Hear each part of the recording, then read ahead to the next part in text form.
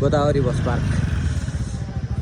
Godavari bus park तपाईँहरूले बस पार्कमा आएर चाहिँ केही इन्फर्मेसनहरू चाहियो भने यहाँ हाम्रो के यो हो गोदावरीमा अवस्थित दुर्गा भवानीको मन्दिर नौधारा।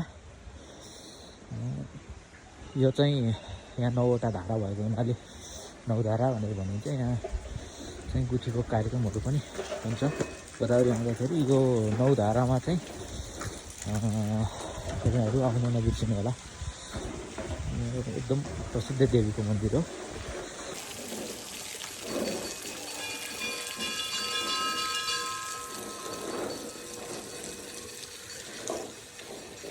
यो हो गोदावरी कुण्ड। यो कुण्डमा चाहिँ 12 वर्षे मेला लाग्छ। यो लामो कुण्ड धाराहरू पनि रहेको छ पानीहरू।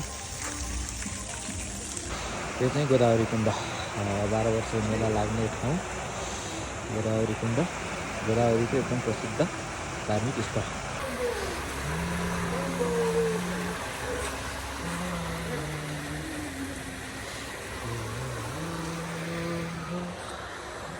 त्यो माथिको देखिरहेको चाहिँ मार्बल डाँडा हो। यो मार्बल डाँडा पनि जान सकिन्छ।